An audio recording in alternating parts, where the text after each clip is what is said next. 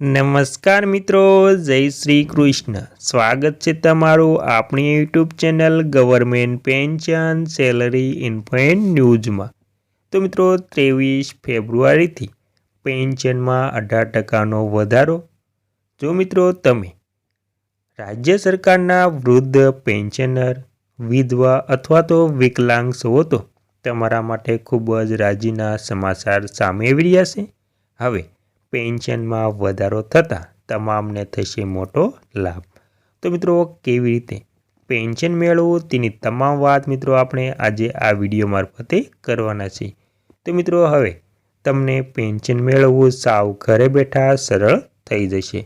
તો મિત્રો કેવી રીતે ઘરે બેઠા સાવ સરળ રીતે પેન્શન મેળવી શકાય તેની તમામ વાત મિત્રો આજે આપણે આ વિડીયો મારફતે કરવાના છે. તો મિત્રો તમામ વાત વિગતવાર જાણતા પહેલાં તમને એક નાની એવી નમ્ર વિનંતી છે કે તમે આપણી ચેનલમાં નવા હોય તો આપણી ચેનલને સબસ્ક્રાઈબ કરી લેજો, કેમ કે આવી કોઈ પણ નવી અપડેટ આવે તે નોટિફિકેશન સૌથી પહેલાં તમને મળી જાય. અને મિત્રો વિડીયો ગમે તો લાઈક પણ કરી દેજો. તો મિત્રો તમામ વાત આપણે વિગતવાર જાણીશું. વાત આપણે કરીશું કે તમામ પેન્શનરોને કેવી રીતે પેન્શન મળી શકે. તો મિત્રો વિગતવાર વાત કરીએ તો પેન્શન યોજના અપડેટ 2026. તો મિત્રો 2026માં સરકાર સામાજિક સુરક્ષા પેન્શન યોજનાઓમાં મોટા ફેરફાર કરવાની યોજના બનાવી રહી છે. આ ફેરફારનો હેતુ વૃદ્ધ લોકો, વિધવા મહિલાઓ અને અપંગ નાગરિકોને નાણાકીય સુરક્ષા પૂરી પાડવાનો છે, જેમની પાસે આવકનો સ્થિર સ્ત્રોત નથી. વધતી જતી ફુગાવા અને દૈનિક ખર્ચ વચ્ચે વર્તમાન પેન્શન રકમ ઘણા લોકો માટે અપૂરતી છે. આ પેન્શન વધારાથી આ જરૂરિયાતમંદ જૂથોને સીધી અને નક્કર રાહત મળવાની અપેક્ષા છે. મિત્રો આ સરકારી પહેલને સામાજિક સુરક્ષાને મજબૂત બનાવવા અને આર્થિક અસમાનતા ઘટાડવા તરફ એક મોટું પગલું માનવામાં આવે છે. મિત્રો લાભાર્થીઓ હવે તેમની જરૂરિયાતો અનુસાર જીવી શકશે અને દૈનિક જરૂરિયાતો માટે વધારાની નાણાકીય સહાયનો લાભ મળી શકશે. આ પરિવર્તન ખાસ કરીને એવા લોકો માટે મહત્વપૂર્ણ છે જેઓ ફક્ત પેન્શન પર આધાર રાખે છે. તો મિત્રો હવે આપણે જાણીશું કે પેન્શન યોજના અપડેટ 2026નો ઉદ્દેશ્ય. તો મિત્રો તેમાં સરકારનો પ્રાથમિક ઉદ્દેશ્ય નબળા અને જરૂરિયાતમંદ વર્ગોને નાણાકીય સુરક્ષા પૂરી પાડવાનો છે. પ્રસ્તાવિક ફેરફારોથી પેન્શનની રકમ દર મહિને આશરે ₹3000 થવાની અપેક્ષા છે. આનાથી વરિષ્ઠ નાગરિકો, વિધવાઓ અને અપંગ વ્યક્તિઓને ગૌરવપૂર્ણ જીવન જીવવામાં મદદ મળશે. મિત્રો આ યોજનાને સુનિશ્ચિત કરશે કે લાભાર્થીઓ નાણાકીય તણાવ વિના તેમની મૂળભૂત જરૂરિયાતો પૂરી કરી શકે. તો મિત્રો પેન્શનની રકમ વધારાનો હેતુ માત્ર નાણાકીય સહાય જ નહીં, પરંતુ લાભાર્થીઓને આત્મનિર્ભર અને ગૌરવપૂર્ણ જીવન પૂરું પાડવાનો છે. મિત્રો આ પહેલ સામાજિક સુરક્ષામાં સરકારની ગંભીરતા અને સમય પર તેને સુધારવા માટે નવી નીતિઓ અમલીકરણને દર્શાવે છે. મિત્રો આનાથી મિત્રો સામાજિક સમાનતા અને સુધારેલા જીવન ધોરણની આશા જાગે છે. હવે મિત્રો આપણે જાણવું છે કે કોને સીધો લાભ મળી શકે.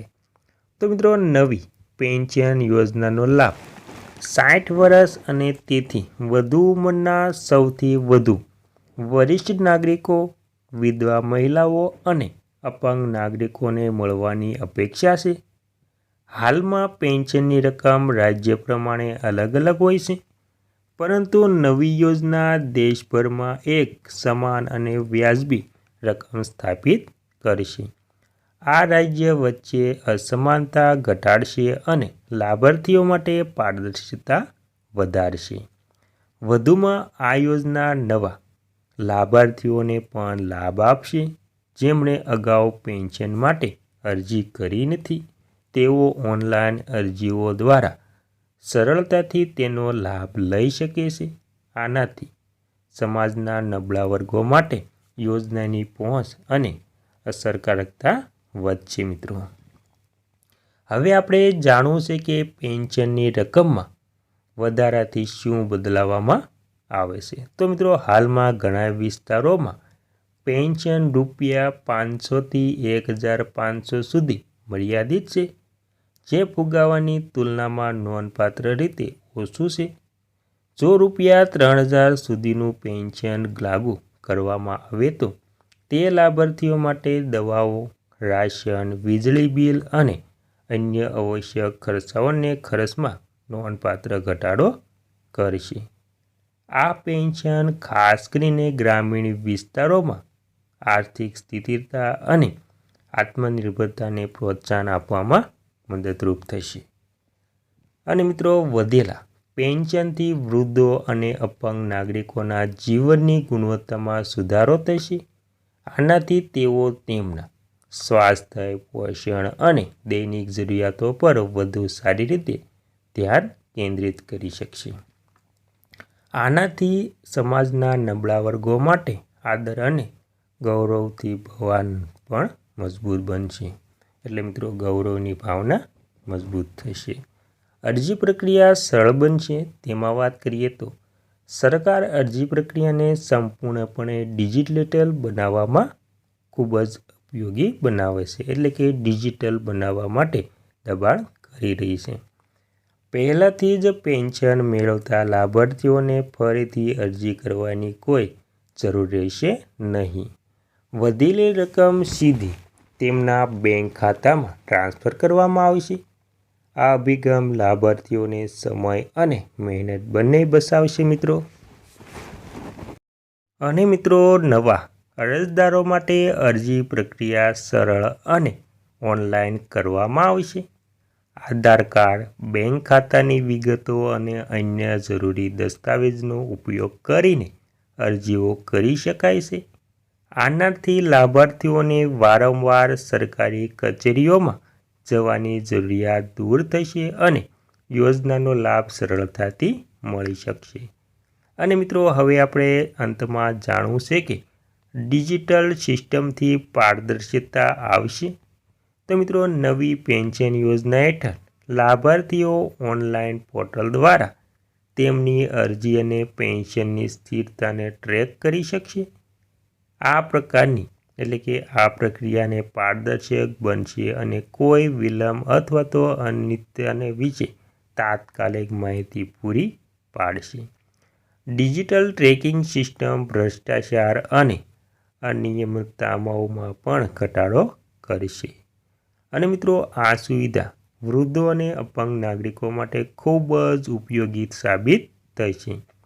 તેમને તેમના પેન્શનની વાસ્તવિક સ્થિરતા જાણવા માટે સશક્ત બનાવવામાં આવશે. આ યોજનાઓમાં તેમનો વિશ્વાસ વધશે અને લાભાર્થીઓને સંતોષ સુનિશ્ચિત કરશે. ત્યારબાદ મિત્રો, જીવનની ગુણવત્તા પર સકારાત્મક અસર. તો મિત્રો, નિયમિત અને વધેલા પેન્શન લાભાર્થીઓને માનસિક અને નાણાકીય સુરક્ષા પ્રદાન કરશે. તેઓ રોજિંદા ખર્ચનો વિશે ઓછી ચિંતિત રહેશે. તેનાથી તેઓ તેમના સ્વાસ્થ્ય, ખોરાક અને અન્ય જરૂરિયાતો પર વધુ સારી રીતે ધ્યાન કેન્દ્રિત કરશે. આ પેન્શન તેમના આત્મનિર્ભર બનાવવાની અને સમાજમાં ગૌરવ સાથે જીવન જીવવાની તક પૂરી પાડશે. આ યોજના માત્ર આર્થિક લાભો જ નહીં પરંતુ સામાજિક અને માનસિક લાભો પણ પ્રદાન કરશે. તે વૃદ્ધો અને અપંગના આત્મવિશ્વાસમાં વધારો કરશે અને તેમના જીવનની ગુણવત્તામાં સુધારો કરશે. મિત્રો, આ પહેલ સમાજના નબળા વર્ગો માટે એક મહત્વપૂર્ણ પગલું સાબિત થશે. અને મિત્રો, અંતિમ જાહેરાતની રાહ જોઈ રહેલા છીએ. તો મિત્રો, હાલમાં પેન્શન વધારા અંગે સરકારમાં દરખાસ્તો અને ચર્ચાઓ ચાલી રહી છે. સત્તાવાર સરકારી સૂચના પછી જ અંતિમ નિર્ણય લેવામાં આવશે. તેમ છતાં આ પગલાંને સામાજિક સુરક્ષા મજબૂત બનાવવા તરફ એક સકારાત્મક સંકેત તરફ જોવામાં આવી રહ્યું છે. એટલે કે એક તરફ એક સકારાત્મક સંકેત તરીકે જોવામાં આવી રહ્યું છે મિત્રો. અને મિત્રો, લાભાર્થીઓ અને તેમના પરિવારો માટે રાહ જોવી રોમાંચક છે. જ્યારે સરકાર આ યોજના સત્તાવાર રીતે અમલ કરશે ત્યારે લાખો વૃદ્ધ, વિધવા અને અપંગ લોકોના જીવનમાં દૃશ્યમાન સુધારો જોવા મળશે. આ પહેલ દેશમાં સામાજિક સુરક્ષામાં એક સીમાચિહ્નરૂપી સાબિત થશે. તો મિત્રો, સ્પષ્ટીકરણ જોઈએ તો આ લેખ ફક્ત સામાન્ય માહિતી માટે હેતુ માટે છે. પેન્શન યોજનાઓના પેન્શન યોજના રકમ, પાત્રતા અને લાગુ તારીખ અંગેની અંતિમ વિગતો કેન્દ્ર અથવા તો રાજ્યની સત્તાવાર સૂચના પર આધારિત રહેશે. અરજી કરતા પહેલાં અથવા તો કોઈ પણ નિર્ણય લેતા પહેલાં કૃપા કરીને સંબંધિત સરકારી પોર્ટલ અથવા તો જાહેર સેવા કેન્દ્ર સાથે માહિતી મેળવજો અને ચકાસજો મિત્રો.